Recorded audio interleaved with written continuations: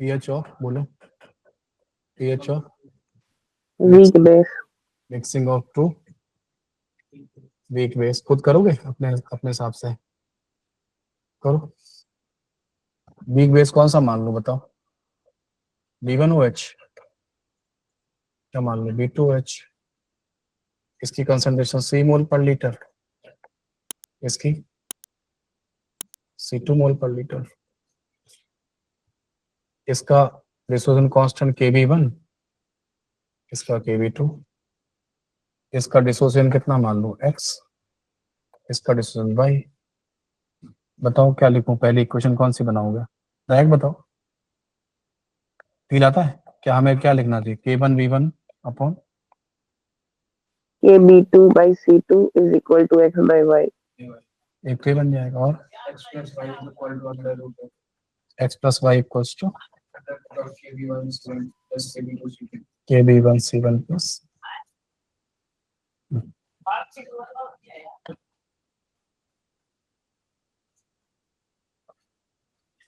ये क्या हो जाएगा? OH माइनस का कंसंट्रेशन। यहाँ भी कितने केस बनेंगे? 3 बनेंगे। जब Kb1 बड़ा होगा तो x बड़ा होगा y से, जब Kb2 बड़ा होगा तो y बड़ा होगा x से। जब दोनों लगभग काम तो दोनों कंसीडर कर लेना, हो जाएगा। सेम ही तो है।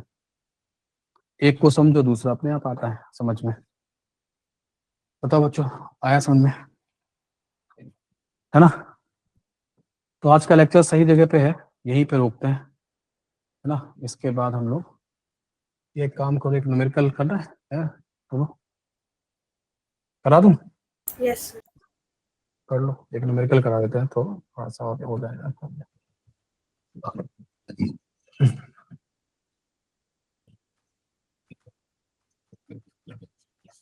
Find concentration of each ion in a mixture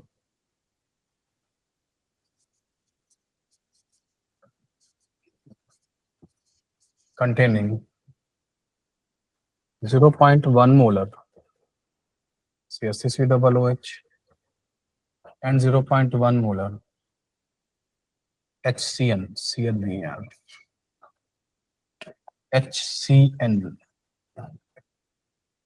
given है आपको। एस्टिक एसिड का जो K का वैल्यू है, मैं थोड़ा चेंज कर रहा हूँ ताकि आपका कैलकुलेशन आसान हो जाएगा। ये कर दे रहा हूँ, ठीक है? 1.8 हटा दे रहा हूँ। K ऑफ HCN जो है ना, वो 10⁻⁻10 है। क्या क्वेश्चन पढ़ के हमें इस बात का फील आ रहा है कि it is the mixing of two weak acid? कैसे पता किया वीक एसिड है? आपको पता है? दिया हुआ है। हाँ, के दिया। क्वेश्चन देखा करो, क्वेश्चन में इतनी इन्फॉर्मेशन होती है कि अब ये के क्यों, ये तभी देगा यार, और ऐसा के दे रहा है इनके पास माइनस में के है तो ऑब्वियस सी बात है वीक ही है ना? तो के डेटा दे रखा है तो ऑब्वियस सी बात है क्या है? वीक एसिड है। ओके, तो दो वीक एसिड का मिक्सिंग है। बताओ भाई, कंसंट्रेशन ऑफ ईच आयन, कौन कौन से आयन बनेंगे यहाँ पे? कौन कौन से आयन यहाँ पे बनेंगे? H+Cn-CH3CO-। यस, 3 आयन बनेंगे। एक बनेगा H+ आयन, एक बनेगा H+ आयन, एक बनेगा एसिटेट आयन और एक बनेगा साइनाइड आयन, Cl- आयन। ये 3 बनेंगे। बताइए तीनों का कैसे करोगे? टाइम चाहिए या करें स्टार्ट?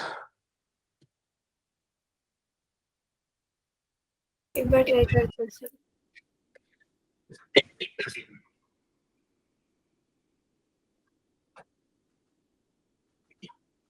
एक बार डिसोसिएट तो कर ही लेना।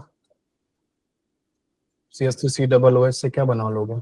सर इसमें हम कह सकते हैं एसिटिक एसिड का के HCN के से बहुत ज्यादा है, बिल्कुल है। तो मैं डायरेक्ट उसका लगा लूँ फॉर्मूला। तो उससे क्या निकल के आएगा? यस सर, उससे डायरेक्ट पर पीएच आएगा। पीएच आएगा, उससे H+ आयन आएगा। तुम्हें तो सारे आयन की कंसंट्रेशन चाहिए ना। Yes sir. तो कैसे काम करोगे? 0.1 - x, x और x 0.1 minus y, y, y, फिर क्या लिखोगे?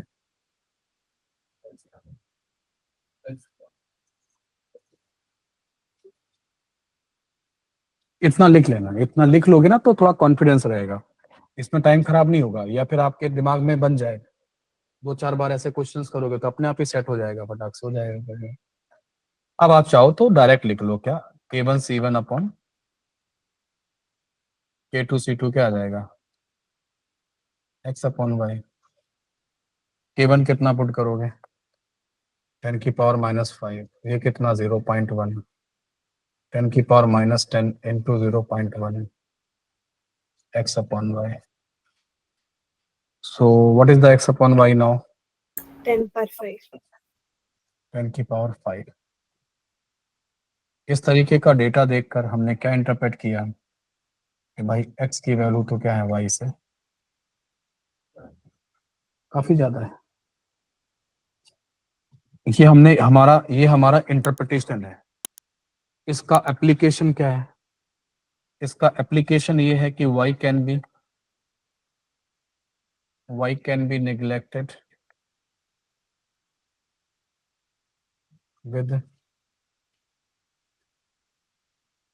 with respect to x।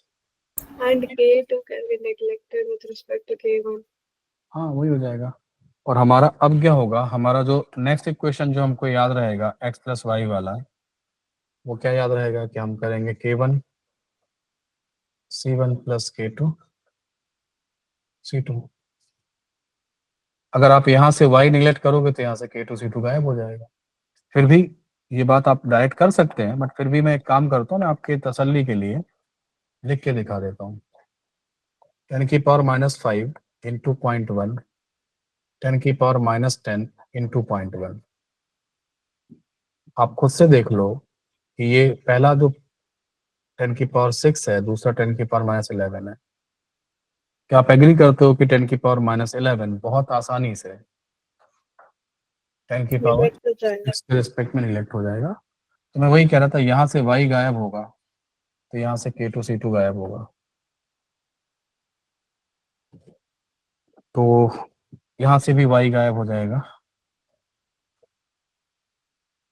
तो भाई x की वैल्यू कितनी आ गई?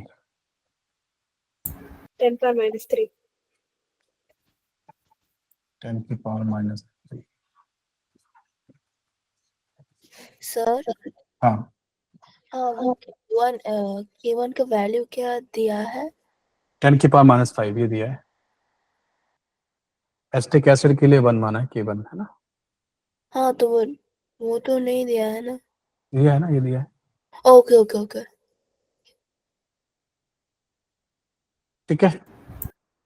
So what about x upon y, कितना था अपना? 10⁻5। तो यहाँ पे 10⁻3, y की वैल्यू 10⁻8।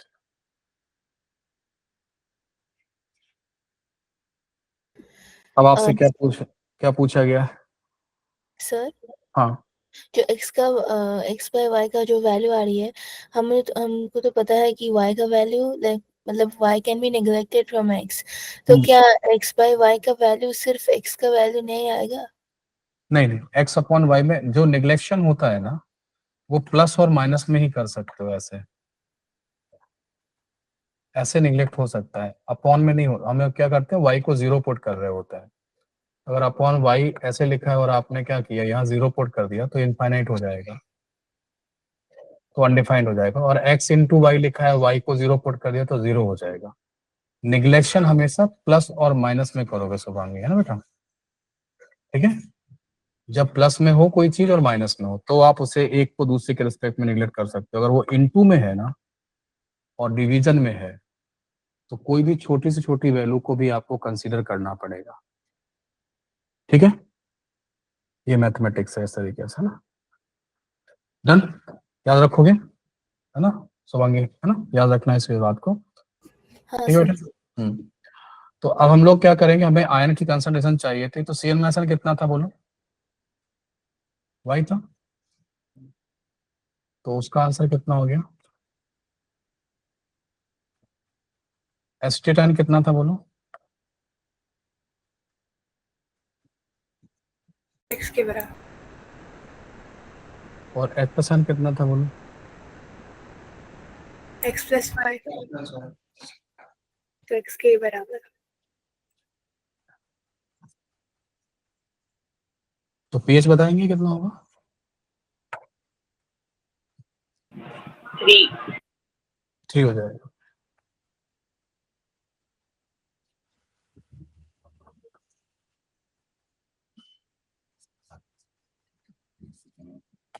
सर हम्म pH 3 यूजुअली स्ट्रॉन्ग कंसिडर होता है ना? pH 3 जो है ना, हाँ ठीक ठाक है, मतलब इसमें यहाँ पे दो पॉइंट। वीक एसिड मिला के 3 बना रहे हैं, हो सकता है। वीक एसिड बना सकता है, इतना तक तो ला ही सकते हैं, देख ही रहे हैं, आ जाएगा। अच्छा, अप्रोक्सीमेशन तो किया ही है थोड़ा सा, बट लेकिन आ जाएगा, इतना आ जाता है। Okay sir. तो ये जो है कंसंट्रेशन इतना क्रिएट कर देगा एसिटिक एसिड, 0.1 मोल पेट अगर बना लोगे और के की वैल्यू इस तरीके की हो जाएगी, है ना, तो ये आपको पीएच के अप्रोक्सीमेटली तक पहुंचा देता है, कोई दिक्कत नहीं है।